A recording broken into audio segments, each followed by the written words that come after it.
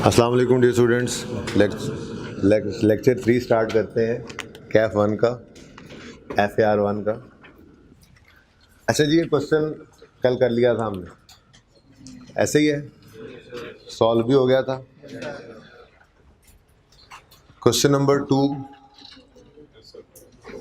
आपके साथ solution discuss कर लिया था, ठीक है। मतलब डिस्कस किया था मीन्स के एक दो बातें मैंने आपको यहाँ पे वो एक्यूमुलेशन निकाल ली थी हमने, और आपके साथ मैंने क्लोजिंग बैलेंसेस को शेयर कर दिया था, ठीक है।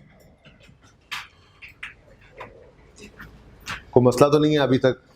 अभी कल की क्लास तक जो पढ़ा है किसी को कोई कंफ्यूजन तो नहीं है? पक्की बात है? सच बोल रहे हो? कसम तो नहीं उठवाने की जरूरत? अच्छा, क्वेश्चन नंबर 3 आपके सामने, जरा पढ़ें क्या कहता है question.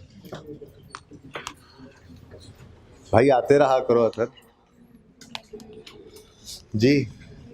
Cost of asset 1 lakh, residual value 10,000, useful life 4 साल, डेट ऑफ परचेज है 1 जनवरी 16। रिक्वायरमेंट है calculate depreciation expense for the whole life of asset under both straight line, यानी आज हम दूसरा मेथड भी रिवाइज करेंगे, लेकिन उससे पहले पहला मेथड तो ज़रा दोबारा देख लें ताकि कंपैरिजन में दोनों नज़र आए, ठीक है। आ जाए इतनी तेज़ी से। अच्छा जी, फॉर्मेट मैंने कहा था ये हमने जो बना लिया बस वही रखेंगे, ठीक है, वर्किंग का, उसको नहीं बदलेंगे, ठीक है। तो यहाँ पे लिखूँ, नज़र आएगा बेटा ये कोने वाले 1-2 बच्चे? नहीं, कोशिश कर जी। क्वेश्चन है, क्वेश्चन नंबर कौन सा है? अच्छा, इसको मैं अब लेक्चर नोट्स चेंज कर लूँगा, तो इसको मैं फिर क्वेश्चन नंबर 1 बना लूँगा, ठीक है। अच्छा, स्ट्रेट लाइन मेथड से पहले कर लेते हैं डेप्रिसिएशन एक्सपेंस कैलकुलेट।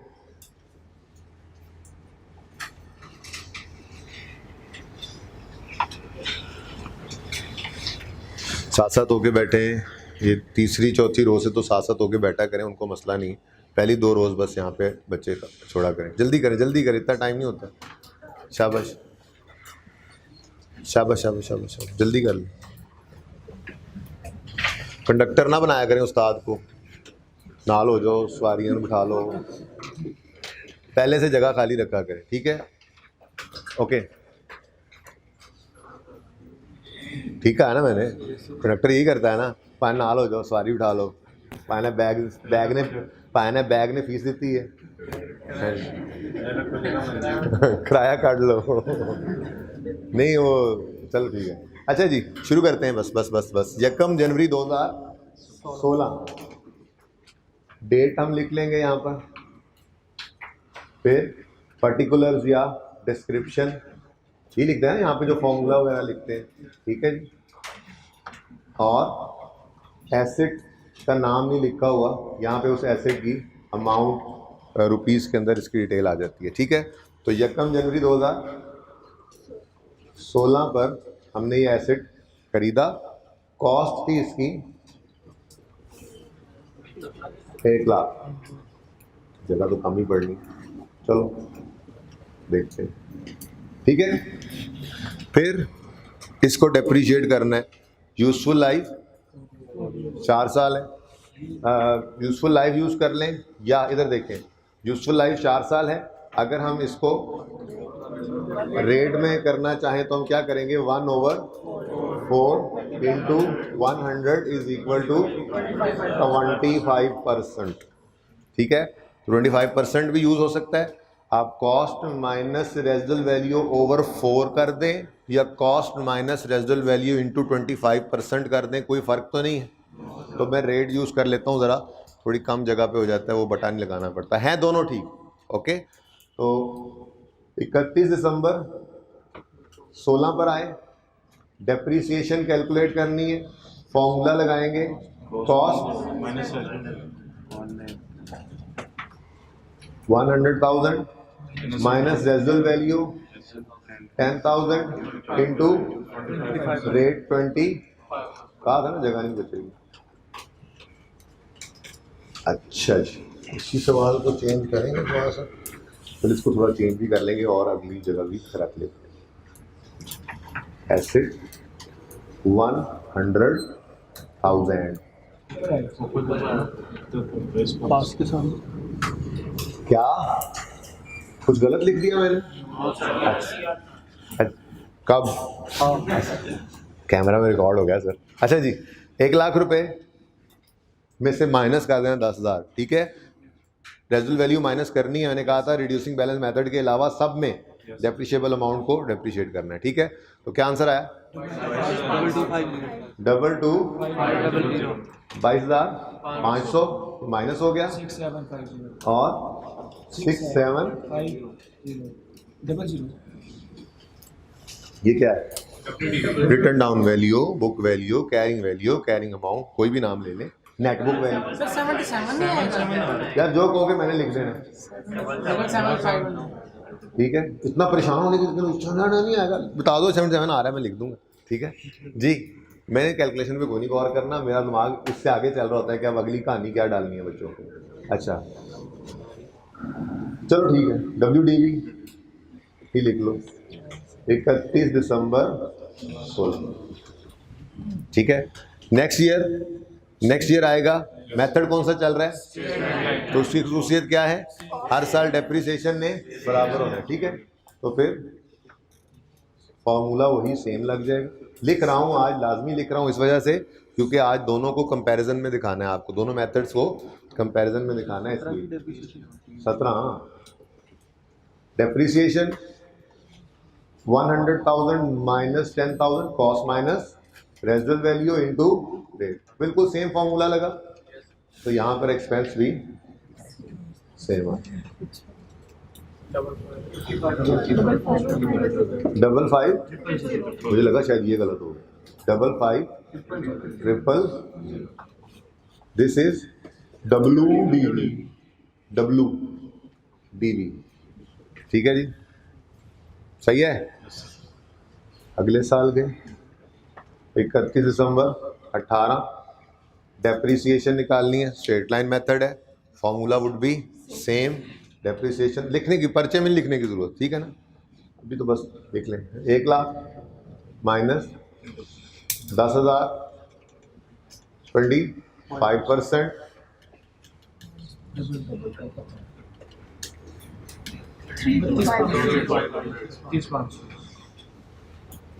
WDV आ गई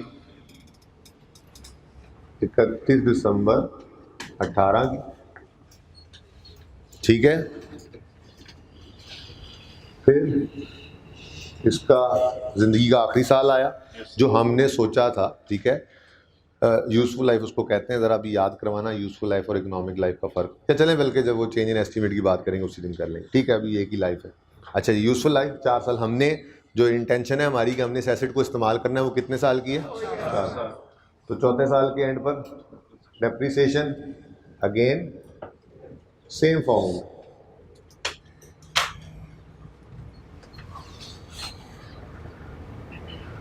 $22,500 और एंड पे क्या बच गया? वाह, ये 10,000 रेजिडुअल वैल्यू है, लाइफ के एंड में वही बच गया क्योंकि इसको ही तो हमने माइनस कर दिया था, इसको डेप्रिशिएट हमने होने ही नहीं दिया, ठीक है। माइनस करते आए ना हर जगह, इसको डेप्रिशिएट नहीं होने दिया था।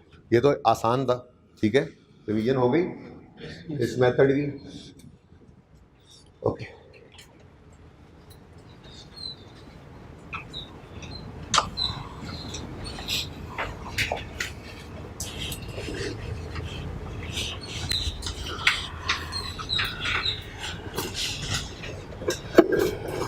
अच्छा जी, दूसरा मेथड है आज हम पढ़ेंगे जो, वो है रिड्यूसिंग बैलेंस मेथड।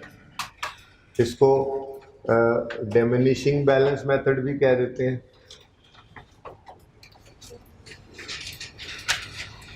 और इसको उर्फ आम में कभी कभी WDV मेथड भी कह दिया जाता है, ठीक है जी।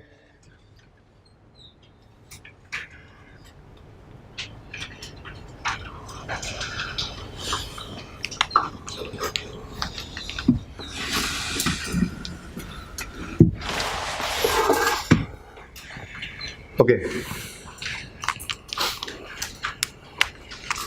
भाई, सिर्फ दो बातें इसके अंदर याद रख लेनी है आपने। रिड्यूसिंग बैलेंस मेथड में सिर्फ दो बातें आपने याद रखनी है, ठीक है। वो दो बातें जो कि डिफरेंट होंगी, ठीक है, जिनको याद रख के ये मेथड की डेफिनेशन आप कैलकुलेट कर सकते हैं। उनमें पहली बात है ignore residual value while calculating depreciation expense. While calculating depreciation expense क्या मतलब? वो जो हम कॉस्ट माइनस रेजिडुअल वैल्यू हर स्टेप पे करते चले आए डेप्रिशिएबल अमाउंट निकालते हुए, रिड्यूसिंग बैलेंस मेथड में हमने ये काम नहीं करना। हमने डेप्रिसिएशन एक्सपेंस निकालते हुए रेजिडुअल वैल्यू को इग्नोर करना है, ठीक है। और दूसरी बात, apply rate of depreciation on latest WDV, on latest WDV। जो आपके सामने लेटेस्ट WDV पड़ी होगी, रेट आपने हमेशा उस पर लगाया करना है, ठीक है। और एक बात याद रखना, आप यूजफुल लाइफ से डिवाइड करके डेप्रिसिएशन इस मेथड में नहीं निकाल सकते, क्योंकि यूजफुल लाइफ से डिवाइड होने का मतलब तो यही है कि आपने मिसाल के तौर पे मैंने कहा था 1 लाख रुपए का एसेट ख़रीदा, उसकी लाइफ 10 साल है, तो जब आपने उससे 10 से डिवाइड कर दिया तो वो 10-10 हज़ार की डेप्रिसिएशन हर साल आएगी। तो ये तो फिर स्ट्रेट लाइन मेथड हो जाता है ना, ये रिड्यूसिंग बैलेंस तो ना रहा, ठीक है। तो आप इसके अंदर डिवाइडेड बाय लाइफ करके काम नहीं चला सकते। आपको लाजमन क्या करना पड़ेगा? रेट कैलकुलेट करना पड़ेगा, ठीक है, रेट यूज़ करना पड़ेगा। और अगर रेट अवेलेबल ना हो तो उसको कैलकुलेट करने का फॉर्मूला इंट्रो में हम पढ़ा करते थे, वो फॉर्मूला भी रिवाइज कर लेते हैं, ठीक है। तो स्टार में क्या बात है? If rate of depreciation is not given, it will be calculated by using बहता हुआ फ्लोइंग फॉर्मूला, ठीक है जी। फॉर्मूला क्या है जी? Rate is equal to 1 minus nth root s over c। कितने बच्चों को ये फॉर्मूला याद था? कितने बच्चों को ये फॉर्मूला लिखने के बाद याद आ गया है? कितने बच्चों ने ये फॉर्मूला ज़िंदगी में पहली बार देखा है? चले, बहरहाल फॉर्मूला है, इसको याद कर लेंगे तो रेट निकल आएगा। अभी अप्लाई भी करते हैं इसके अंदर, ठीक है। अब इसके अंदर 1 क्या है? 1 तो 1 ही है, ठीक है। और n क्या है? Useful life. n मीन्स, भाई सबको ये नज़र आ रहा है कोना? सबको नज़र नहीं आ रहा? यहाँ वालों को नज़र नहीं आ रहा? ज़बानी सुनाई दे रहा है, ठीक है। रेट क्या है? 1 minus nth root s over c, ठीक है, जिसमें n क्या है? Useful life. उधर ही लिख लेता, वहाँ पे दोबारा लिखूंगा ये फॉर्मूला, ठीक है ना, वहाँ पे लिखूंगा अभी कैलकुलेट करने के लिए, ओके। असल में ना उस कोने को ज़रा मैं एंड पे यूज़ करता हूँ, क्योंकि उस तरफ लिखते हुए तो मैं खुद सामने आ जाता हूँ तो स्मार्ट सा, लेकिन बस नहीं नज़र आता आधी क्लास को कुछ, ठीक है। तो इसलिए इस कोने को ज़्यादा यूज़ कर लेता हूँ, ठीक है। तो 1 minus nth root s over c, जिसमें n है useful life, s means residual value, ठीक है, रेजिडुअल वैल्यू या स्क्रैप वैल्यू, और c स्टैंड्स फॉर कॉस्ट, ठीक है जी, ओके। तो अगर सवाल में रिड्यूसिंग बैलेंस मेथड से डेप्रिसिएशन कैलकुलेट करनी हो और रेट गिवन ना हो तो स्ट्रेट लाइन वाली सहूलत मुयसर नहीं है कि जो लाइफ है चलो उसी पे डिवाइड करके काम चला लो। हमें रेट लाजमी चाहिए, और अगर रेट सवाल में गिवन नहीं है रिड्यूसिंग बैलेंस मेथड में, तो फिर हमें इस फॉर्मूला से रेट को कैलकुलेट करना पड़ेगा। फॉर्मूला है 1 minus nth root s over c। लिख लिया है? वेरी गुड, शाबाश। आपने लिख लिया तो बाकियों को तो लिख ही लेना चाहिए था, ये तो बाकियों की भी सुस्तियाँ नहीं लिखा। अच्छा जी, करें फिर शुरू काम। हम रिड्यूसिंग बैलेंस मेथड में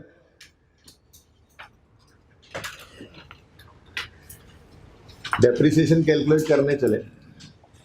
तो वर्किंग का फॉर्मेट हमने बिल्कुल भी नहीं बदला, ठीक है। डेट, डिस्क्रिप्शन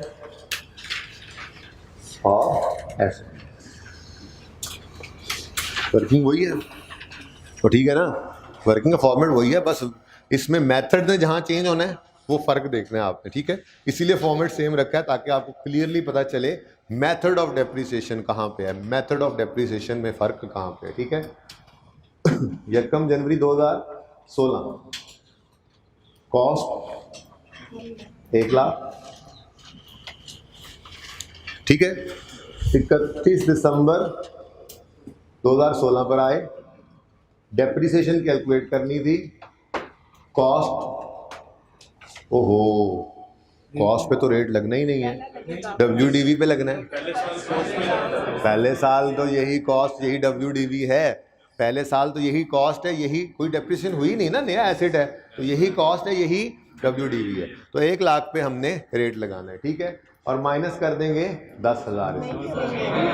यही तो लिखी है पहली बात कि रेजिडुअल वैल्यू को क्या करना है, इग्नोर, और लगाना है रेट, लगाना तो WDV पे था लेकिन पहले साल कहाँ से लाएं WDV, ठीक है। तो फिर इनटू रेट करना है। अच्छा रेट तो हम 1 मिनट में निकाल लेंगे, 1/4 × 100, ये स्ट्रेट लाइन में था। जिस दिन मैंने आपको पहले दिन परसों ये कन्वर्जन सिखाई थी तो साथ ही एक बात लिखी थी, this is applicable only to straight line method, ठीक है। सिर्फ स्ट्रेट लाइन मेथड के अंदर ये सहूलत है क्योंकि 1/4 × 100 करने का मतलब तो वही अभी हमने करके देखा, ठीक है। ये बराबर बराबर डेप्रिसिएशन लाने के लिए। तो फिर अगर रेट रिड्यूसिंग बैलेंस मेथड में अगर रेट गिवन ना हो तो उसके लिए फिर एक फॉर्मूला आपको बताया, तो ऐसे ही मैं वर्किंग 1 लिख लेता हूँ, ठीक है। ये वर्किंग 1 में मैं रेट निकालता हूँ और ये रेट का फॉर्मूला हमने लिखा था 1 - nth रूट S/C, ठीक है जी, ओके। इधर देखो, अगर देख लो जरा, 1 - n क्या है, यूजफुल लाइफ, ठीक है, यूजफुल लाइफ 4, n क्या, मैंने कहा n क्या कहता है, कॉस्ट। अच्छा ये n है और ये 4 है, अच्छा ऐसे, ठीक है जी। और S क्या है, स्क्रैप वैल्यू या रेजिडुअल वैल्यू, हमारे सवाल में है 10,000, और C क्या है, कॉस्ट, हमारे सवाल में है 1 लाख। 23%। अच्छा जी, खैर दे इंटू 100 भी कर लेना क्योंकि रेट निकालना है ना हमने, ठीक है। तो ये इसको इंटू 100 करना है। ये ज़रा कैलकुलेटर पे कैलकुलेट करना है, किसी बच्चे को कैलकुलेटर पे कैलकुलेट करना ना आता हो हाथ खड़ा करे, शर्म नहीं करें, हाथ खड़ा करें, कोई बात नहीं, कोई बात नहीं, मुझे भी बहुत सारी चीज़ें नहीं आती, अभी भी सीख रहा हूँ मैं अभी। और ठीक है जी, 7 वाले बच्चे को आता है, 7 वाले बच्चे को आता है, जो 1-2 बच्चों ने हाथ खड़ा किया उनके 7 वाले बच्चों को अगर आता है तो वो उनको बताएं, नहीं समझ आया तो फिर मैं खुद आता हूँ। सब बच्चे ये रेट कैलकुलेट करें, जिनको नहीं आता 7 वाले को आता है वो उनसे समझ के कर लें, सब बच्चों के कैलकुलेटर पे ये रेट निकलेगा तो आगे चलेंगे प्लीज़। और ये मोबाइल पे नहीं कैलकुलेट होगा, और जिनके पास कैलकुलेटर नहीं है वो 7 वालों से उधार लेके एक बार कैलकुलेट करें। इन एनी केस हर बच्चे को एक बार कैलकुलेट करके देखना है ये रेट, दें जी इनको कैलकुलेटर, पहले कैलकुलेट करने उसके बाद इनको भी दें कैलकुलेटर। बच्चे पिकनिक में आए हुए हैं यहाँ पे, कैलकुलेटर कहाँ है, घर के तो आप भी घर ही रह जाते हैं बेटा, काउंटिंग क्लास पढ़ने आगे बगैर कैलकुलेटर के। जल्दी करें जी, इनको कैलकुलेटर दें भाई, जिसके पास कैलकुलेटर नहीं है 7 वाले से कैलकुलेटर लेके कैलकुलेट करें, जल्दी करें। कितने कितने कैलकुलेट कितने इसने किए कैलकुलेट?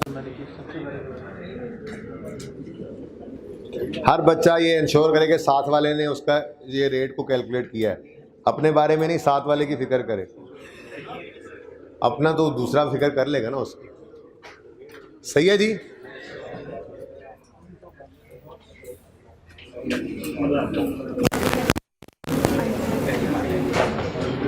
मैं को नहीं आगे जा रहा जब तक ये जिन बच्चों को मसला था उनसे रेट नहीं निकलेगा। तकलीफ है तो क्लास से निकल जाओ किसी को।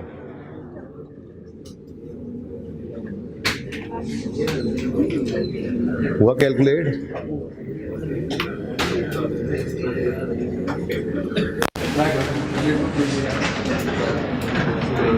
तुमने अभी तक कैलकुलेट नहीं किया? अच्छा जी बेटा, इनको हो गया कैलकुलेट इनसे रेट? इधर पीछे स्टूडेंट ने हाथ खड़ा किया था।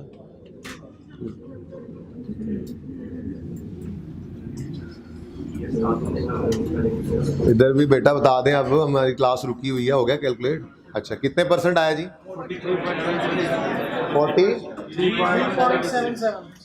43.7 पीछे 5 है, 7 कैसे करेंगे? इवन नहीं बनेगा तो नहीं करेंगे। 765 है, 5.5 या उससे ऊपर अगर हो तो राउंड अप कर देते हैं। 0.5 या थोड़ा सा फ़र्क आएगा 1-आध रुपये का, उसको आप माफ़ कर देना, ठीक है। अगर हम इसको 4 डेसिमल पे लिख दें तो यहाँ लिखने में ज़रा मसला आएगा, लेकिन यहाँ पे काम ठीक हो जाएगा। 4 डेसिमल तक लिख लें, चलिए लिख लें 4 डेसिमल तक। 43.765 बस, चलो अब इतना ही काफ़ी है, चलो अब बस बहुत ठीक है। ये ज़रा और करीब आ जाएगा जवाब। अच्छा, अब ये रेट निकल आया, इस रेट को हमने यहाँ पे लिखा 43.765%। आंसर बताओ।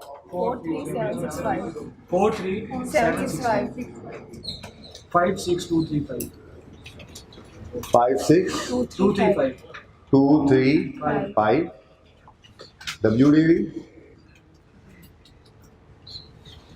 फिर नेक्स्ट ईयर आया 31 दिसंबर 17, डेप्रीसिएशन कैलकुलेट करनी थी 1 लाख। सब्सिक्वेंट ईयर में apply rate of depreciation on latest WDV, ठीक है ना। तो मैंने इसीलिए सब्सिक्वेंट ईयर का लफ्ज़ ही निकाल दिया। लेटेस्ट WDV पहले साल में तो कॉस्ट ही थी, ठीक है, लेकिन नेक्स्ट ईयर में अब हमारे पास WDV अवेलेबल है लेटेस्ट, तो फिर डेप्रीसिएशन रेट 56,235 पे 56,235 पे लगेगा इंटू 43.765%, 24611 31623।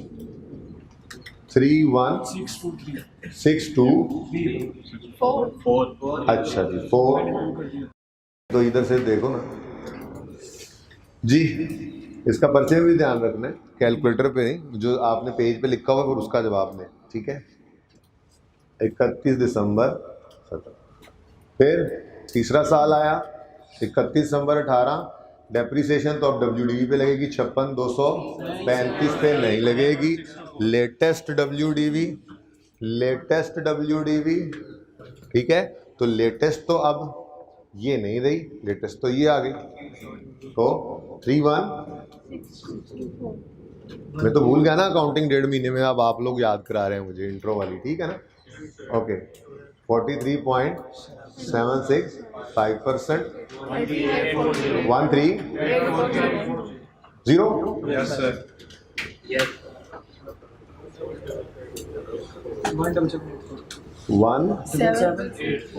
17784।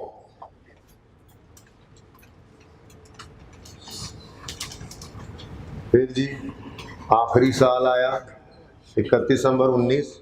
अब लेटेस्ट WDV कौन सी है? 17784। इस पर लगाया 43.765%। आंसर आया 7784 कर दूं अगर आपको तकलीफ ना हो तो। जिसको तकलीफ है वो 73 लिख ले जी। 10,000 एग्जैक्ट मैं ज़रा लाना चाह रहा था, ठीक है जी। तो आपने गौर किया या नहीं किया? आपने गौर किया,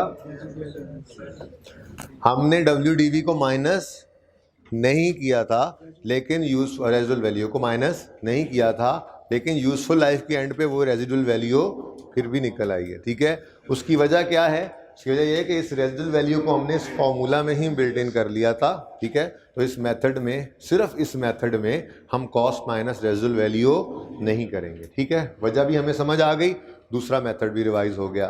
फ़र्क क्या है? रिड्यूसिंग बैलेंस मेथड में हमने एक तो रेट को अप्लाई करना है और फिर हर साल कॉस्ट पे नहीं करना, बल्कि लेटेस्ट WDV होगी उस पे रेट अप्लाई करना है, ठीक है। अच्छा, अब अगर आप गौर करें, कर ही लें, तो डेप्रिसिएशन मेथड ये पड़ा है, ऐसा ही है, cost minus residual value into rate, यही तो स्ट्रेट लाइन का हर साल सेम फॉर्मूला, हर साल सेम फॉर्मूला, हर साल सेम, ठीक है। रिड्यूसिंग बैलेंस मेथड में देखो, ये वर्किंग से कंफ्यूज नहीं होना। कुछ बच्चे यूँ कंफ्यूज किया करते हैं कि ये वर्किंग का फॉर्मेट तुम रिड्यूसिंग बैलेंस मेथड की डेप्रिसिएशन के लिए, ऐसी कोई बात नहीं है। मैंने दोनों मेथड्स की डेप्रिसिएशन आपके सामने कैलकुलेट की है, ठीक है। इस मेथड की चेंज सिर्फ ये पड़ी, ये तो वर्किंग का फॉर्मेट है। कॉस्ट में डेप्रिसिएशन माइनस की WDV आ गई, फिर डेप्रिसिएशन माइनस की WDV आ गई, फिर डेप्रिसिएशन माइनस की WDV आ गई। असल क्वेश्चन क्या है कि डेप्रिसिएशन कैलकुलेट कैसे हुई है? तो डेप्रिसिएशन कैलकुलेट हुई है कॉस्ट इनटू रेट। अगले साल फॉर्मूला सेम नहीं रहा क्योंकि रिड्यूसिंग बैलेंस मेथड है, लेटेस्ट WDV इनटू रेट। अगले साल भी फॉर्मूला सेम नहीं रहा, लेटेस्ट WDV इनटू रेट। बात समझ गया उम्मीद है, ठीक है। अब इसको रिड्यूसिंग बैलेंस मेथड क्यों कहते हैं? क्योंकि अगर आप गौर करें तो हर साल डेप्रिसिएशन कम होती चली जाए, ठीक है ना। पहले साल में डेप्रिसिएशन ज़्यादा है, वक्त गुजरने के साथ साथ ये कम होती चली जा रही, ठीक है, सही है। अच्छा, अब ये भी ना बेसिकली ऐसे नहीं है कि आपने कोई एसेट लिया और आपको रात को ख्वाब आया, बाबा जी एक बोल रहे थे कि बेटा बरकत के लिए तुम अपने एसेट को स्ट्रेट लाइन पे रख लो, तो आपने स्ट्रेट लाइन उठ के लगा दिया। ऐसा नहीं, स्टैंडर्ड की इसके ऊपर गाइडेंस है, लेकिन वो गाइडेंस पर्चे में आपके लिए यूजेबल कोई नहीं होती, बस आपको प्रैक्टिकली इस बात का पता होना चाहिए, ठीक है। वो गाइडेंस स्टैंडर्ड क्या देता है कि मेथड ऑफ डेप्रिसिएशन वो सेलेक्ट करना जो आपके एसेट से आने वाले बेनिफिट के पैटर्न से मैच करे। सादा सी बात है, ठीक है। आपके एसेट से जो बेनिफिट आ रहे हैं, ठीक है, उसका पैटर्न और आपके डेप्रिसिएशन मेथड से निकलने वाली डेप्रिसिएशन का पैटर्न ये सेम होना चाहिए। मिसाल के तौर पे आपने एक बिल्डिंग खरीदी या बनाई। अब बिल्डिंग एक फिक्स एसेट है, यूज़ होने से वैल्यू लूज़ करता है, लेकिन बिल्डिंग की कैरेक्टरिस्टिक क्या है कि आज अगर उसमें आपने 10 कमरे बनाए, मिसाल के तौर पे ये 10 कमरे बनाए राइज़ ने, ठीक है। अब ये बिल्डिंग आपको अकोमोडेट करने के लिए, स्टूडेंट्स को अकोमोडेट करने के लिए 10 कमरे ऑफ़र कर रही है।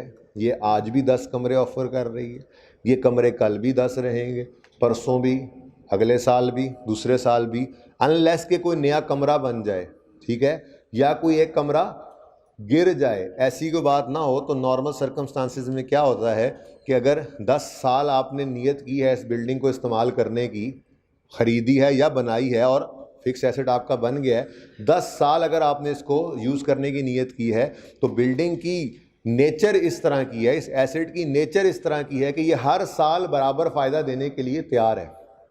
बराबर फ़ायदा आप ना ले सकें या कोई और हालात आ जाएं, जैसे कोरोना आ गया, आप घर में बैठ गए, कैंपस खाली हो गया, ठीक है, या आपके सेशन एंड पे कैंपस खाली हो जाता है, या किसी सेशन के अंदर यहाँ पे पढ़ाई ना राइज़ वाले, ठीक है, और वो कैंपस खाली हो जाए, तो भाई क्या इसका मतलब ये है कि बिल्डिंग फ़ायदा देने के लिए तैयार नहीं है? ये बिल्डिंग तो हर साल बराबर फ़ायदा देने के लिए तैयार है। तो बिल्डिंग की नेचर ऐसी है कि इससे आने वाले फ़ायदे का पैटर्न स्ट्रेट लाइन नज़र आ रहा है, हर साल एक जैसा फ़ायदा देने के लिए बिल्डिंग तैयार है। तो फिर अप्रोप्रिएट मेथड स्ट्रेट लाइन होगा या reducing balance? Straight line method, ठीक है। स्टैंडर्ड गाइडेंस देता है कि पैटर्न ऑफ बेनिफिट देखो एसेट का, और मेथड ऑफ डेप्रिसिएशन वो लगाओ जिससे डेप्रिसिएशन एक्सपेंस का पैटर्न भी वही बने जो बेनिफिट्स का पैटर्न है। अगर आपके एसेट से आने वाले बेनिफिट जो हैं वो हर साल बराबर बराबर आ रहे हैं तो डेप्रिसिएशन मेथड भी वो लगाओ जिसमें डेप्रिसिएशन हर साल बराबर बराबर आए। और वो कौन सा मेथड है? Straight line. अच्छा, आपने एक प्लांट लगाया, ठीक है, प्रोडक्शन प्लांट लगाया, और उसने पहले साल जो आउटपुट दी, ठीक है, अगले साल उससे ज़्यादा आउटपुट देगा, उससे अगले साल उससे भी ज़्यादा आउटपुट हो जाएगी। मशीनरी हर साल गुजरने के साथ तेज़ होती जाती है, अच्छी होती जाती है, ऐसा है? हर साल बराबर रहती है मशीन की जो है वो प्रोडक्टिविटी, एफिशिएंसी, आउटपुट हर साल बराबर रहती है, ऐसा है?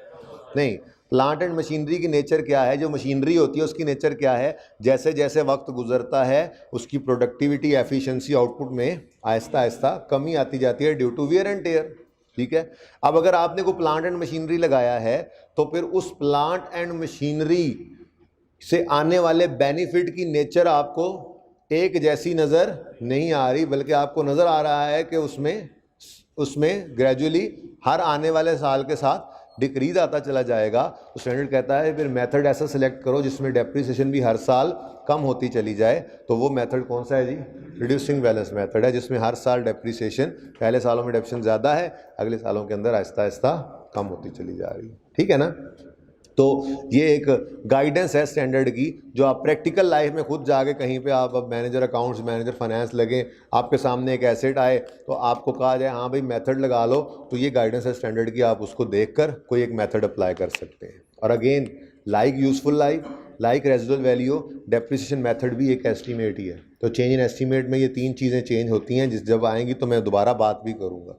जैसे आपने एक एसेट खरीदा, प्लांट आपने इंस्टॉल किया, और आपने कहा जी इससे आने वाला फ़ायदा हर साल कम होना है, लेकिन 2 साल तो आप रिड्यूसिंग बैलेंस मेथड लगा दिया, लेकिन 2 साल गुजरने पर आपको पता लगा यार जापान वालों ने क्या एसेट बनाया है, यार ये तो एक यूनिट भी कम नहीं हुआ इसकी आउटपुट में, ये तो हर साल बराबर फ़ायदा दे रहा है, और ये नज़र आ रहा है कि हर साल बराबर फ़ायदा ही देगा, तो फिर मेथड ऑफ डेप्रिसिएशन चेंज कर लें, रिड्यूसिंग बैलेंस मेथड से स्ट्रेट लाइन पे आ जाए। तो मेथड ऑफ डेप्रिसिएशन भी क्या है? एस्टीमेट है। यूजफुल लाइफ भी क्या है? एस्टीमेट है। रेजिडुअल वैल्यू भी क्या है? एस्टीमेट है। तो ये एस्टीमेट्स के अंदर चेंज आ सकता है, उसकी अकाउंटिंग चेंज इन एस्टीमेट आपने पढ़ रखी है, रिवाइज करेंगे इंशाल्लाह मौका आने पर, ठीक है। सही आ? अच्छा ठीक है जी। तो ये दोनों मेथड्स भी देखे हमने और थोड़ी सी डिस्कशन भी इसके ऊपर कर ली। आपको मसला? तो फिर खैर से ये सवाल नंबर 4 आपको करने के लिए दिया जाता है 3 मिनट के अंदर।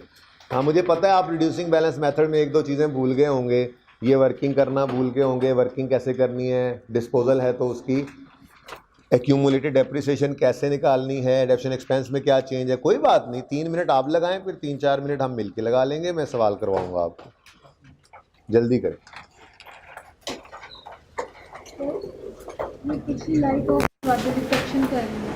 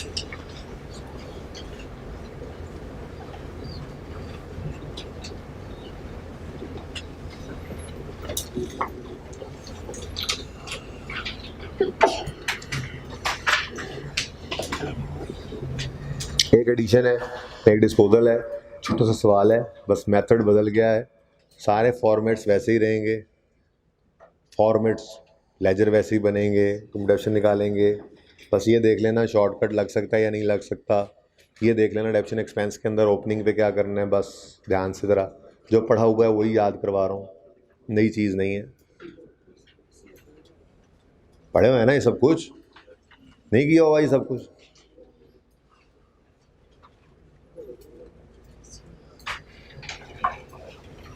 जो बच्चे मुझसे पढ़े ना वो मुझे देखते हैं ऐसे फ़ख्र से देखते हैं, देखा हम पास हो गए हैं सारे के सारे। पेपर देते तो पता लगता ना। वैसे पेपर कितने बच्चों ने दिया था क्लास में बैठे हो? अच्छा किया, अच्छा किया, एक्सपीरियंस है। AFC के बाद ये वाला एक्सपीरियंस बहुत अच्छा किया आपने ले लिया। कैसा हुआ पेपर वैसे? अच्छा हो, प्रेशर भी नहीं था ना?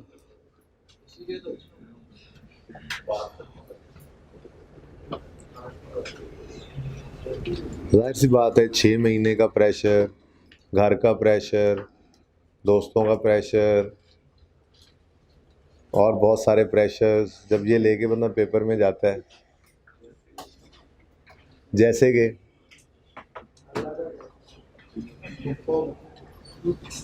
कोको काला, तुम लोग बानों के ख्याल से ना निकलना।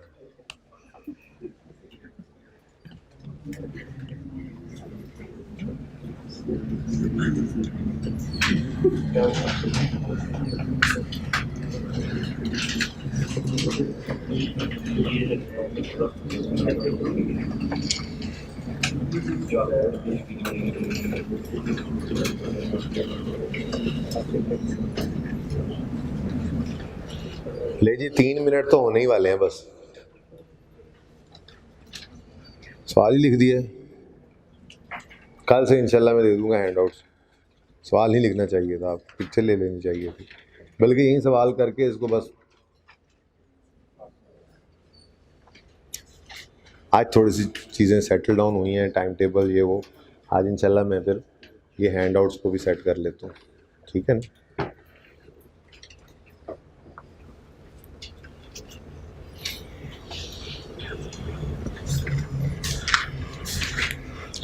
कोई ऐसा बच्चा भी है जिसने सवाल कर लिया हो? ऐसा माशाल्लाह इत्तेफाक है ना सब बच्चों में। ने किया हुआ, साथ वाले ने हाथ पकड़ा हुआ, नहीं रहने दे।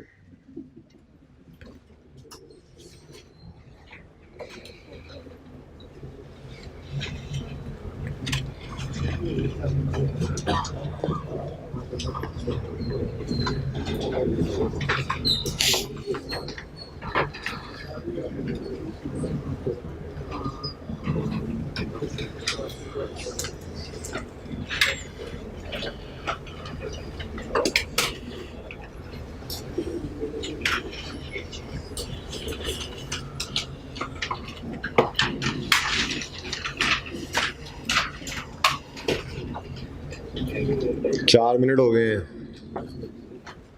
कहीं से कोई खैर की खबर नहीं आ रही।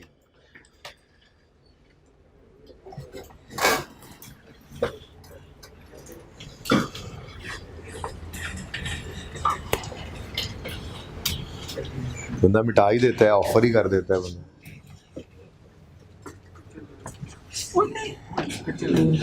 इसकी क्या पिक्चर लेनी थी तुमने? चलो मिटाओ। ये पिक्चर लेने वाली चीज थी? फॉर्मेट जरा दोबारा घर पे बनाना खुद। पिक्चर लेनी थी।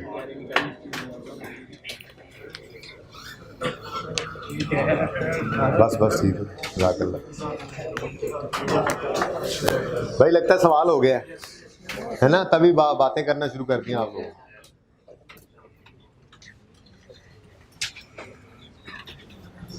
ये पठानों ने सही काम रखा हुआ है, सवाल किया नहीं, मैंने कहा सवाल हो गया, कहते हैं यस सर। तुमने बोला नहीं है यस सर?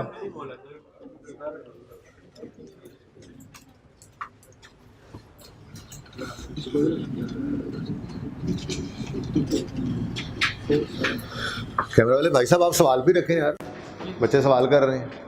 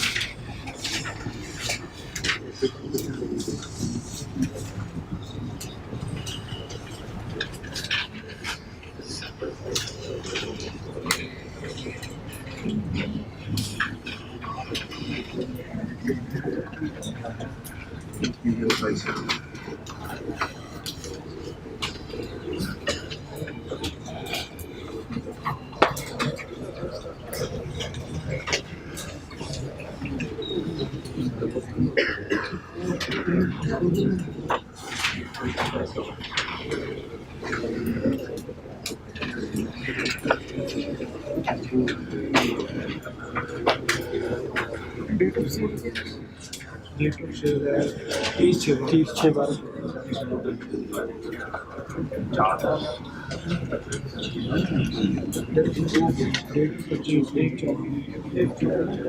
जी कितने बच्चों ने कर लिए क्वेश्चन? 1 2 3 4। क्या करें यार, 10 मिनट हो गए हैं आपको ये सवाल करते हुए। ये इंट्रो पढ़ के आए हैं, ये इतना सा सवाल है, 10 मिनट लगा दिए हैं। 3 मिनट बहुत से ज़्यादा थे।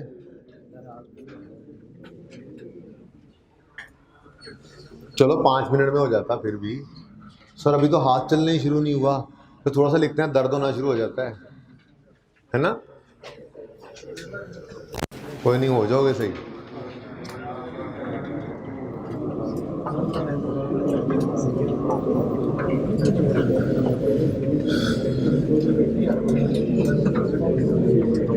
चलिए जी, लास्ट मिनट है, तकरीबन आधा मिनट। जिसने पूरा कर लिया सवाल ठीक है, बाकी फिर सब रुक जाएंगे। साथ साथ ही चेक कर लीजिए। कैलकुलेटर के बगैर कल कोई भी ना आए क्लास में।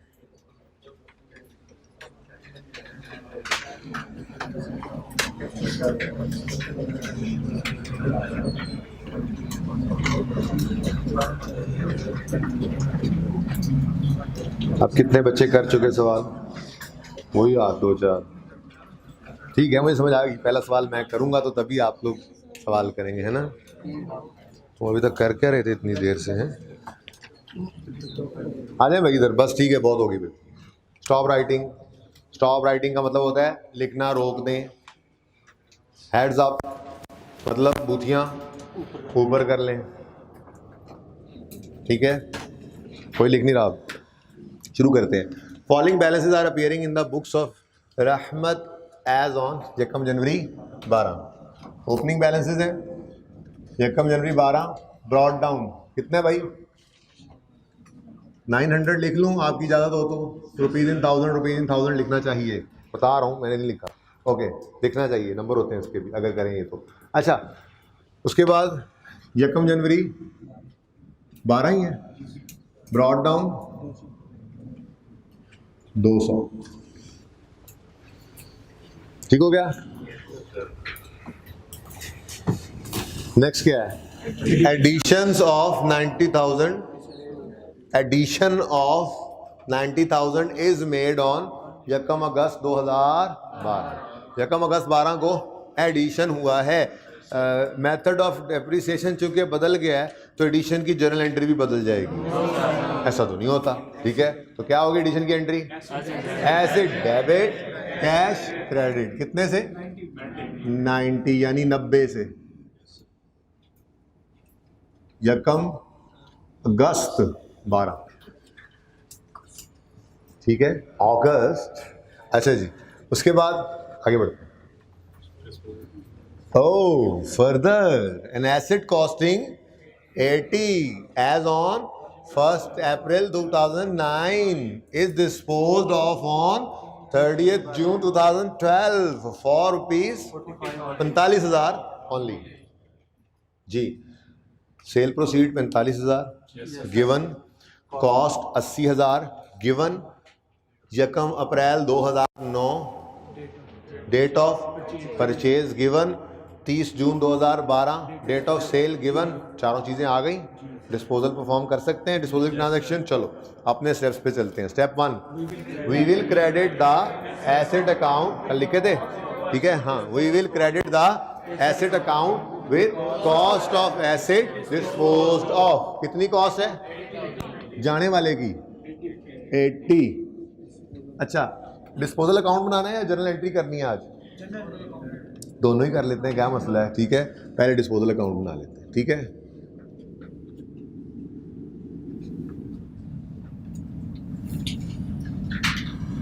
पर्चे में एक काम ही करना जो मांगा गया हो, ठीक है। अगर खामोश हो तो फिर जो दिल करे कर लेना, ओके जी। एसेट अकाउंट को क्या किया हमने, क्रेडिट, उसके अगेंस्ट डेबिट डिस्पोजल को कर लो।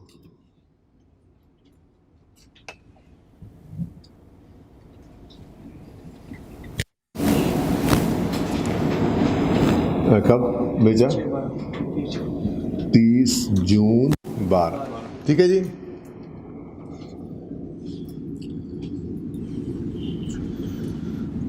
Okay, step 2, we will debit the accumulated depreciation account with accumulated depreciation of disposal from date of purchase till date of, debit करेंगे accumulated depreciation account को, तो क्रेडिट डिस्पोजल को कर देना है।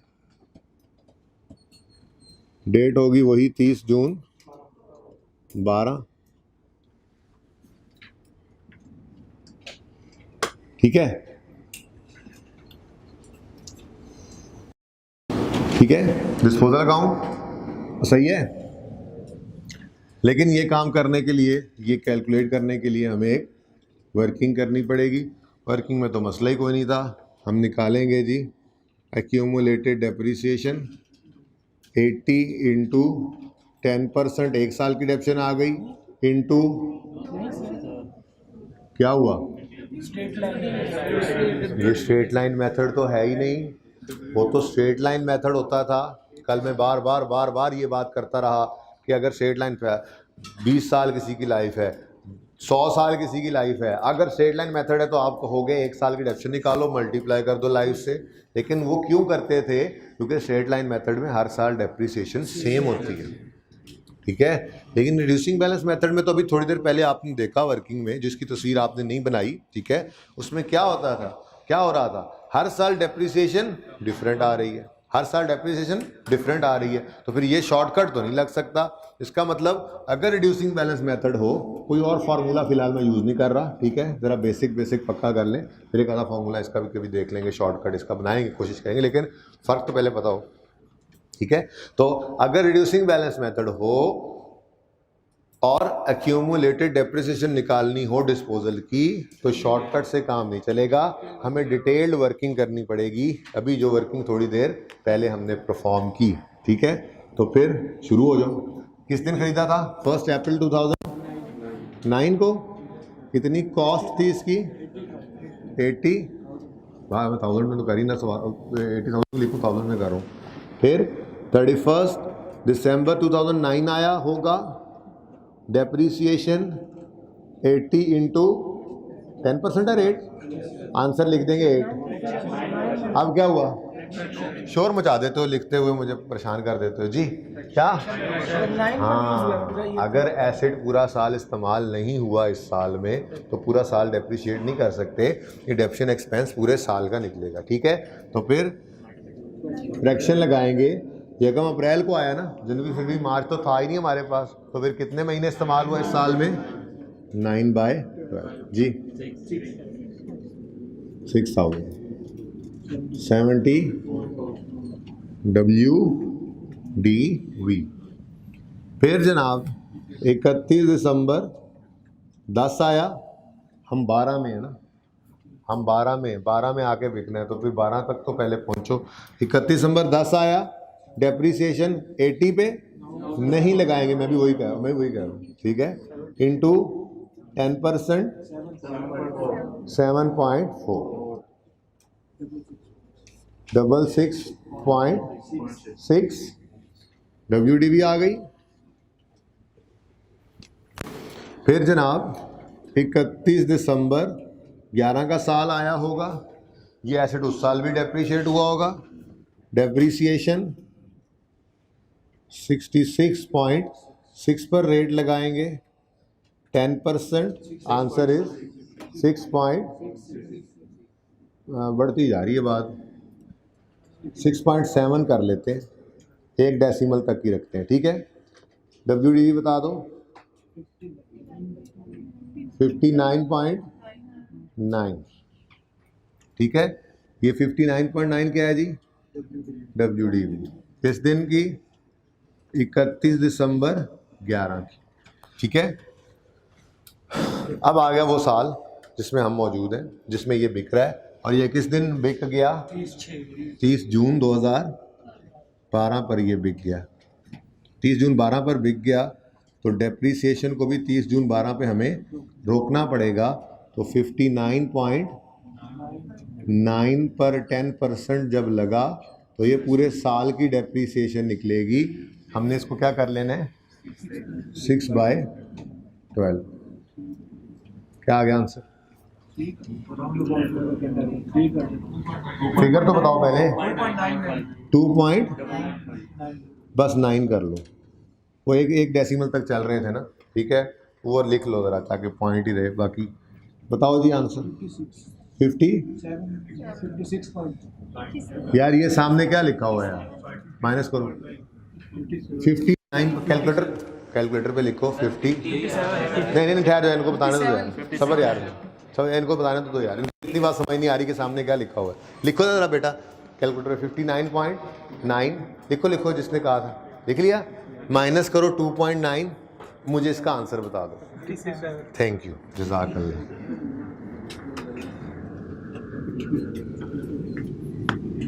मत करो पश्तो में बातें।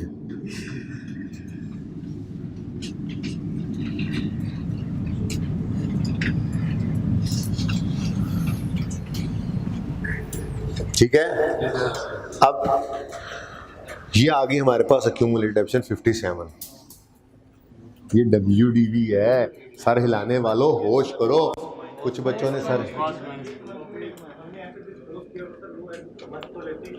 हाँ लेकिन अगर 30 जून आए, ये किसी एग्जाम्पल से समझा दूंगा, शायद अभी समझा दूँ ये बात, अब सवाल पूरा कर लेंगे, ठीक है ना।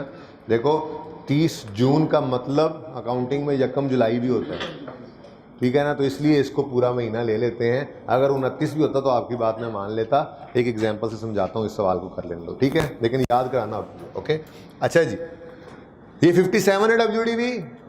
बोलो भाई क्या देख रहे हो? क्या उधर क्या नोट करने में जोर लगाया हुआ है आपने? हजरत जी ऐसे जो याद रख के बैठो। हाँ साहब, हाँ नोट करने में जोर लगाया पूरा। नोट होने से ना रह जाए कुछ, समझ आए ना आएगा, समझ बाढ़ में गई, समझो यार इधर, ठीक है। इतना टाइम दिया है, 10 मिनट में आपसे कुछ नहीं होता, तो समझ तो नोट तो हो जाएगा। नोट तो पिक्चर से भी हो जाता है ना, जो पिक्चर आपसे नहीं बनी। अच्छा जी, तो 57 इज WDV। एक्यूमुलेशन तो नहीं है। एक्यूमुलेटिव किसे कहते हैं जी? 30 जून 12 तक की डेप्शन इसकी निकालनी है, ठीक है। तो क्या करेंगे? दो तरीके हैं। आप पागल थोड़े हैं, हर पागल यही कहता है कि हम पागल थोड़े हैं। अच्छा जी सुने, एक तरीका ये है कि हम 6 जमा 7/4 जमा 6/7 जमा 2/9 करें, ठीक है। तो इससे बेहतर है शॉर्टकट यूज़ कर लें, ये भी ठीक है। चारों डेप्रिसिएशंस को ऐड करें, एक्यूमुलेटेड डेप्शन निकल आएगी इसकी सारी ज़िंदगी की, उसको आप लिख दें यहाँ पर, ठीक है। लेकिन इसका एक शॉर्टकट है। वो शॉर्टकट क्या है? आपको मैंने कल WDV का फॉर्मूला लिखवाया था कि WDV का फॉर्मूला होता है कॉस्ट माइनस एक्यूमुलेटेड। अब ये इक्वेशन है ना, इस इक्वेशन में कोई भी दो चीज़ें मौजूद हों तो तीसरी हम इसको रीअरेंज करके निकाल सकते हैं। अब आज हमें WDV नहीं चाहिए, आज हमें एक्यूमुलेटेड, तो हम इसी फॉर्मूला को रीअरेंज करते हैं। एक्यूमुलेटेड डेप्रिसिएशन निकालनी हो तो कॉस्ट माइनस WDV कर दें, ठीक है। तो यहीं पर पर्चे के अंदर हम यहीं पर ही लिख लिया करेंगे। 57 के नीचे हम यूँ लिखेंगे, ये एक्यूमुलेटेड डेप्रिसिएशन निकालनी है तो कॉस्ट माइनस WDV कर दो, आंसर इज 23। ये 23 है एक्यूमुलेटेड डेप्रिसिएशन ऑफ डिस्पोजल। वैसे भी ऐड करके देख लो तो यही आंसर होगा, ठीक है। क्लियर है? तो फिर स्टेप 1 क्या था? मैं तो भूल ही गया, कहाँ से चले थे हम, भूल गया। Step 1, we will credit the asset account with cost. से क्यों किया? क्योंकि एक्यूमुलेटेड डेप्शन अकाउंट अलग पड़ा है, इसका मतलब पुरानी बातें ना भूल जाएं, इसका मतलब एसेट अकाउंट किस पे बन रहा है? Cost. WDV method of depreciation का मतलब ये कतन नहीं है कि एसेट अकाउंट बुक वैल्यू पे आ गया, वो सिर्फ फ़र्क बताया था ना, ये जो आप तस्वीर नहीं बनाई जिसकी ब्लू और रेड, वो फ़र्क था असल में, ठीक है ना। तो मेथड ऑफ डेप्रिसिएशन जो मर्जी हो, एसेट अकाउंट कॉस्ट पे बन रहा है या WDV बन रहा है, वो पता कैसे लगता है? एक्यूमुलेटेड डेप्शन के होने या ना होने से, वो डेप्शन की एंट्री का फर्क है। ओके अच्छा, तो एसेट अकाउंट कॉस्ट से बन रहा था। Step 1 we will credit the asset account with cost of asset dispose of, debit इसको कर दिया। Step 2 we will debit the accumulated depreciation account with accumulated depreciation of disposal from date of purchase till date of, और ये figure आई है जी 20, तो debit किया इसको। Step तो ये था। दूसरा इम्पैक्ट क्रेडिट कर दो डिस्पोजल, ठीक है। Step 3 we will record asset costing 80 is disposed of for 45, ठीक है। तो 45 कैश आया है, तो एसेट के बिकने पे कैश आया है, तो कैश का आना डेबिट, डिस्पोजल में दूसरा इम्पैक्ट डाल दो, क्रेडिट 45। और balancing figure step 4, balancing figure will be gain और loss which will be taken to profit and, किस तरफ आ रही है बैलेंसिंग फिगर? क्रेडिट साइड में। कितनी? 12। तो ये प्रॉफिट एंड लॉस में बैलेंसिंग फिगर चली गई। गेन है या लॉस है? कैसे पता चला? डिस्पोजल अकाउंट क्रेडिट हो रहा है, उसके against profit and loss debit. तो डेबिट तो प्रॉफिट एंड लॉस में एक्सपेंसेस होते हैं, लॉसेस होते हैं, ठीक है। तो ये डिस्पोजल हो गया मुकम्मल। क्लियर? चल, अब रह क्या गया? हाँ, डेप्शन एक्सपेंस निकालना रह गया, ठीक है। डेप्शन एक्सपेंस की एंट्री क्या होगी? एक्यूमुलेशन अकाउंट बन रहा होता है, एंट्री क्या होगी? डेप्शन एक्सपेंस डेबिट एक्यूमुलेटेड डेप्रिसिएशन, तो इसको कैलकुलेट कर लेते हैं वर्किंग टू, ठीक है जी। और आज ज़्यादा बेहतर पता लगेगा कि ये वर्किंग पहले करने की आदत आपको क्यों डाल दी थी मैंने, पहले हम डेप्शन एक्सपेंस क्यों नहीं निकालते, ठीक है। करें शुरू जी। डेप्शन एक्सपेंस का फॉर्मेट ये था, ठीक है। On opening, on additions, on disposal, ठीक है। करें शुरू। ऑन ओपनिंग एक्सक्लूडिंग डिस्पोजल्स, ये तो पक्की बात है, हमने यहाँ पर कभी भी डिस्पोजल्स को नहीं लेना, क्योंकि डिस्पोजल पूरा साल हमारे पास नहीं रहते। अच्छा, कोई ऐसा हो ना साल के आखिरी दिन बिक रहा हो, फिर भी आप उसूल ऐसा ही बना लो, ठीक है, ताकि पक्का रहे। कोई बात नहीं, उसको वहाँ से निकालने की आदत पक्की रखो ताकि ये तो पक्का हो जाए, कभी ये ना भूल जाओ, ठीक है ना। अब यहाँ से इसको निकाल लिया, हो सकता है वो साल के आखिरी दिन बिका हो, लेकिन जब यहाँ पे डेप्शन लेने लगोगे तो फिर पूरे 12 महीने ले लेना, कोई मसला नहीं है। तो ठीक है, मेरी बात समझे हो ना, इसलिए ये बात पक्की रख लो। जो ऐसे डिस्पोज हो रहा है ना, उसको यहाँ से एक्सक्लूड कर देना ओपनिंग से, उसको अलग ही डेप्रिशिएट करना, ठीक है ना। और सही है। अच्छा जी, अब मेथड कौन सा है? ठीक है, तो हम उसी तरह से ब्लू मार्कर से अपना फार्मूला लिख लेते हैं, कोई मसला नहीं। हम लिखेंगे यहाँ पे opening cost of all, opening cost of opening है कौन से एसेट्स? ओपनिंग हैं कौन से एसेट्स? ओपनिंग वाले एसेट्स कौन से हैं? जो पिछले सालों से चले आ रहे हैं। तो जो पिछले सालों से चले आ रहे हों, रिड्यूसिंग बैलेंस मेथड में ये उनका पहला साल तो है नहीं कि रेट हम कॉस्ट पे लगा सकें, ठीक है। तो हमें तो क्या चाहिए, इनकी WDV जिस पे रेट लगाना है। इसका मतलब बाकी तो ओपनिंग कॉस्ट ऑफ ऑल की तरह से लिख ही रहे थे, लेकिन यहाँ कॉस्ट अब नहीं आ सकती, यहाँ पे क्या आ जाएगा? तो ये एक चेंज आई, हमें चाहिए opening WDV of all assets, ठीक है जी, minus opening cost of disposal, ठीक है। तो जो चीज़ पड़ी WDV में से WDV माइनस करोगे ना, तो यहाँ पर भी ये कल वाले सवाल से ये चेंज हो गई, ओपनिंग WDV ऑफ डिस्पोजल्स, ठीक है। ये फ़र्क आ गया हमारे सामने। कल के सवाल में यहाँ पे क्या लिख रहे थे स्ट्रेट लाइन मेथड में? Opening cost of all assets minus opening cost of disposal. आज वाले सवाल में यहाँ पे क्या आ गया? Opening WDV of all assets minus opening WDV of disposals into rate. Done जी, सही है। अब ओपनिंग WDV चाहिए, सारे एसेट्स की ओपनिंग WDV चाहिए, कहाँ से निकालें? उधर क्यों जाते हो, इधर आओ, आदत ये रखो। WDV निकलती कैसे है? Cost minus accumulated. कल जब मैंने आपको फॉर्मूला लिखाया था तो मैंने कहा था जिस दिन की भी WDV चाहिए, कॉस्ट में से उस दिन तक की एक्यूमुलेटेड डेप्रिसिएशन को माइनस कर दो, उस दिन की WDV निकल आएगी, यही कहा था। तो फिर हमें 1 जनवरी 12 की WDV चाहिए, ओपनिंग WDV। यकम जनवरी 12 की कॉस्ट मौजूद है? कहाँ मौजूद है? सवाल में क्यों जाएं, सवाल से उठा के एक बार लिख तो लिया यहाँ पे।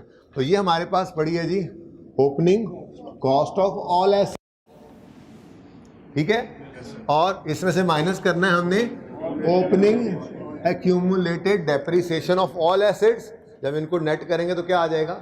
ओपनिंग WDV, ठीक है। तो ये मैं ऐसे करके थोड़ा सा लिख रहा हूँ वैसे बस, ठीक है। 900 माइनस 200 ये बन जाएगी ओपनिंग WDV, ठीक है ना। तो अब डायरेक्ट लिख रहा हूँ। अच्छा जी, तो opening WDV of all assets कितनी बन गई जी? 700 minus opening WDV of disposal 57 is not opening WDV of disposal, ठीक है। तो ये वर्किंग में से फिगर मिल रही है हमें 31 दिसंबर 11 का मतलब यकम जनवरी 12 भी होता है।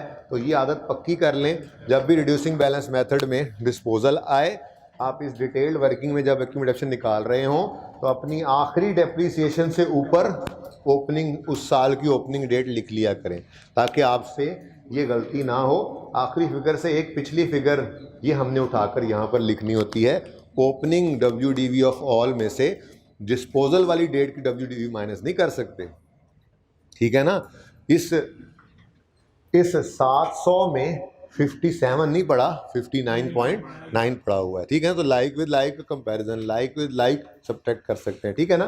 तो 59.9 ये हमें मिला कहाँ से? वर्किंग 1 से। तो पहले वर्किंग 1 करने का फायदा हो गया ना, ठीक है। तो opening WDV of all assets कैसे निकली? Opening cost minus opening accumulated, opening WDV of all assets minus opening WDV of disposals into rate. कर दिया ना माइनस? नहीं किया? किसका सवाल है? किसका सवाल है? हाँ, क्या सवाल है? हो गया? तो बोलो।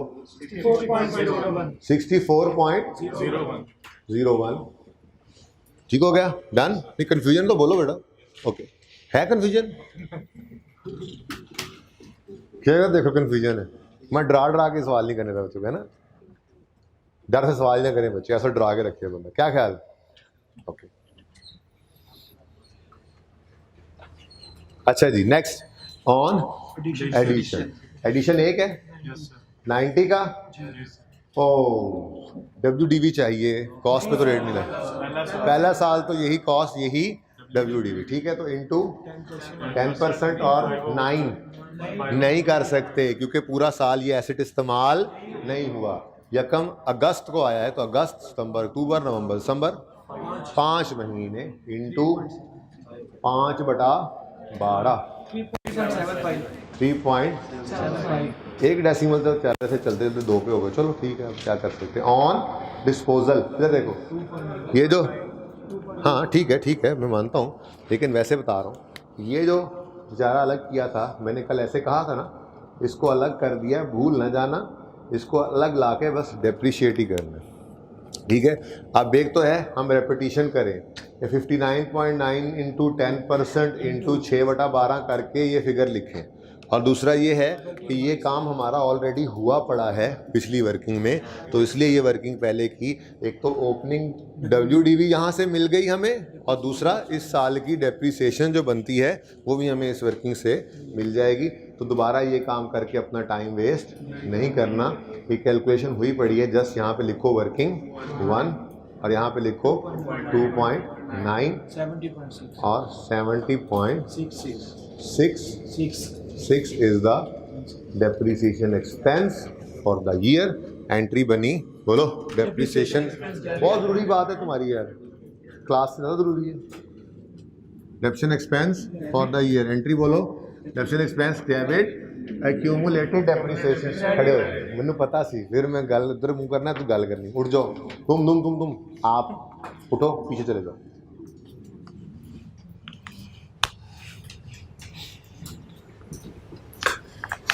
देखा, छापा पड़ गया उसको।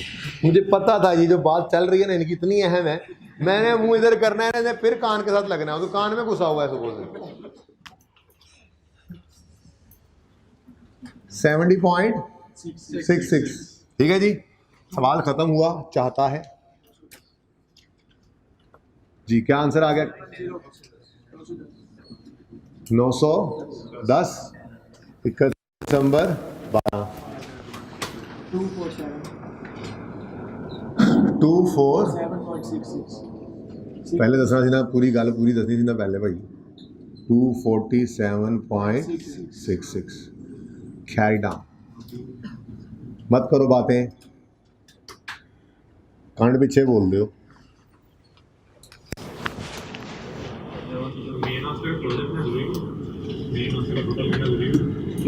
क्या कौन सा मेन आंसर है?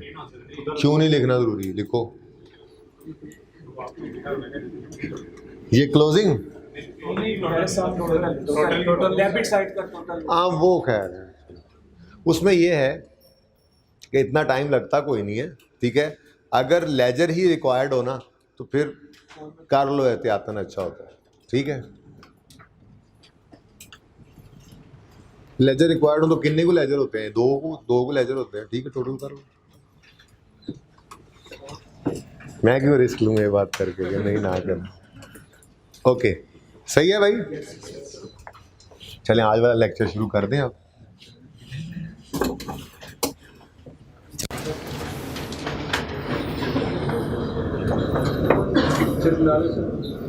क्या बनाते रहना यार, मैंने कब मना किया?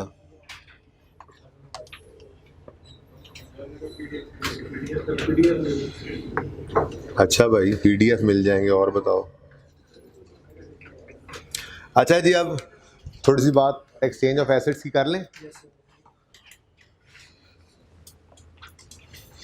ये तो रिवाइज हो गया ना, इसमें अब क्या मजीद प्रैक्टिस करनी है? इंट्रो में किया हुआ है आप लोगों ने। तस्वीर जिसने बनानी है बना ले, मैंने 1-2 मिनट बाद मिटवा देना है सारा, मिटवा देना है। मेरी बात पे गौर किया तुमने? ये मतलब बैठो बैठो और ठहर जाओ यार, तस्वीर बना लो। नाले मतलब बैठ जाओ बैठ जाओ। वो साइड को तो नहीं कोई नोट कर रहा, वो परली साइड। यार एक तो यार तेरे मसले नहीं मुकदे।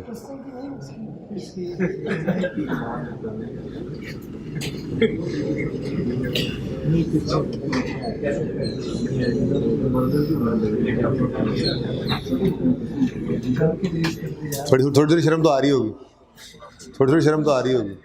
क्या बात कर रहे थे इतनी जरूरी? मिटा दो यार साहब।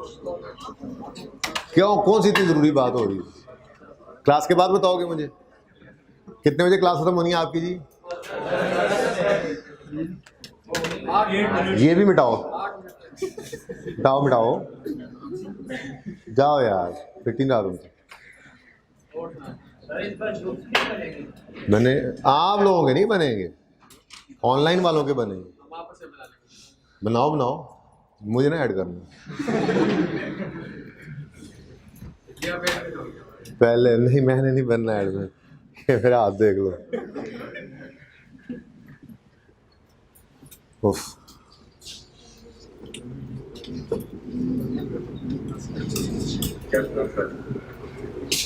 बेटा जीते रहो। अच्छा जी, एक्सचेंज ऑफ एसेट्स याद है कुछ? मुझे नहीं याद।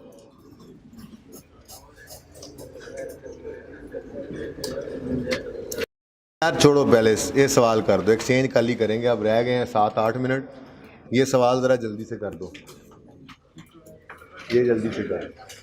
अच्छा, स्ट्रेट लाइन की रिवीजन कल करवाऊंगा, ये सवाल करो। और ये यार मैं सामने ले आया, हाँ मैं सारे होमवर्क में ही दूंगा, लेकिन ज़रा ये सवाल मुझे अब 3 मिनट में करके दिखाओ वाकई में रिड्यूसिंग बैलेंस, ठीक है? वो आपके लिए ही है सवाल, वो आपको कल हैंड आउट दे दूंगा ना, उसमें जो बचे हैं सवाल वो आपको प्रैक्टिस के लिए दे दूंगा। फिलहाल ये क्वेश्चन नंबर 3 करें,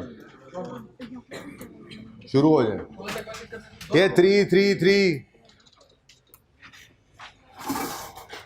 इको हुई आवाज है ना?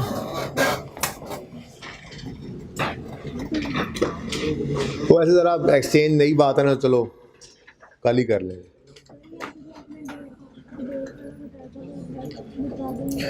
बेटा रिड्यूसिंग बैलेंस मेथड में जब हम एक्यूमुलेशन ऑफ डिस्पोजल निकालें ना, तो जो हम डिटेल्ड वर्किंग करते हैं उसमें आखिरी डेप्रिसिएशन से ऊपर वाली WDV जो है वो हमारे साल के पहले दिन की या पिछले साल के आखिरी दिन की WDV होती है ना।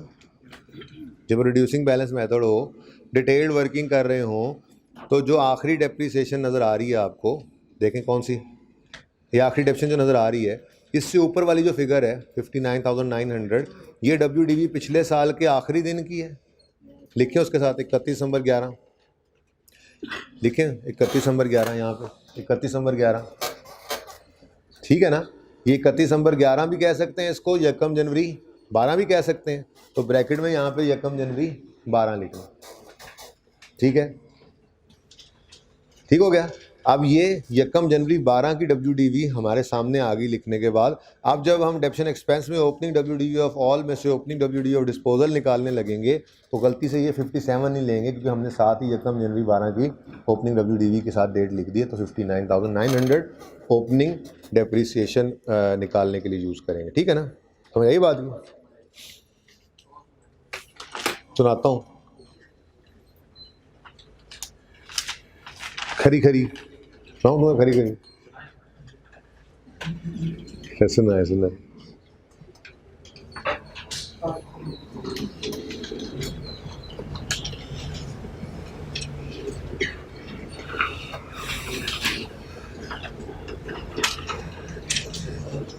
आप लोगों की आखिरी क्लास किस वक्त होती है यहाँ पे? 4 बजे।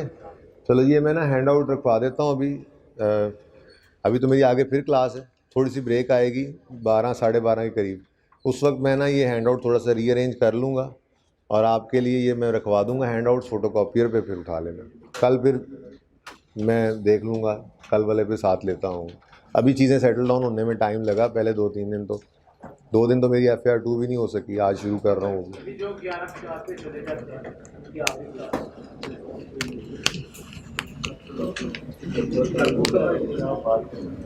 बुक अभी तो ICAP ने नहीं दी फिलहाल, तो 10-12 तारीख तक ICAP की बुक आ जाएगी, तो 20-22 तक एक्सपेक्ट करेंगे राइस की बुक भी आ जाएगी, तब तक ऐसे ही गुजारा करेंगे।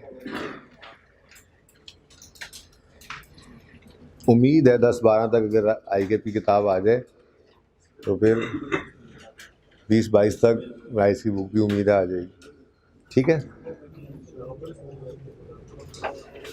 नहीं मसला नहीं है, हम पास पेपर्स की ज़रूरत जैसे ही पड़ेगी हम पास पेपर्स भी कर लेंगे।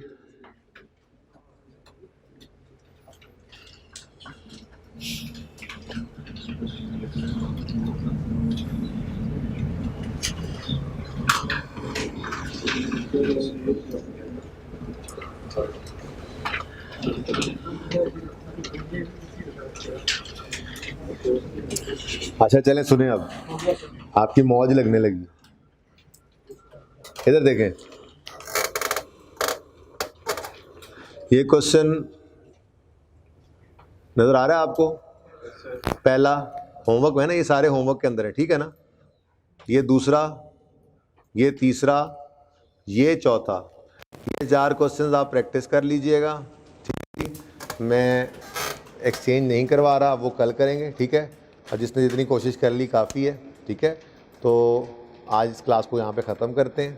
ये 2-3 मिनट में 4 मिनट में मैं ये हैंड आउट सेट कर लेता हूँ और मैं कोशिश करता हूँ मैं उस कैंपस में जाने से पहले पहले आपके लिए फ़ोटोकॉपियर पे रखवा जाऊँ और उनका फिर साथ लेता जाऊँगा हैंड आउट, ठीक है। मैंने अभी क्या अर्ज़ किया कि इन्हीं 2-4 मिनटों में मैं बना के कोशिश करता हूँ कि रखवा दूँ। आप वही जिस वक्त जाने लगें तभी देखना, क्योंकि मैं पहले TA को भेजूँगा, फिर वो प्रिंट निकालेगा, फिर रखेगा, ठीक है। सील बनानी है, हैंड आउट नहीं लेना।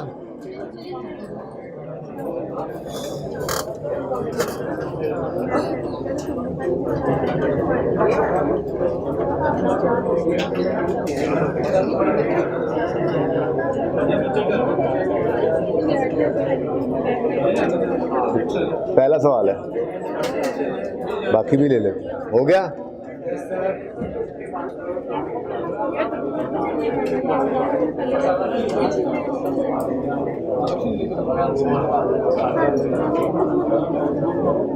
ठीक है जी, आप रिकॉर्डिंग बंद कर दें। ठीक है बच्चों, ज़िंदगी है तो कल मिलेंगे। अल्लाह हाफिज़।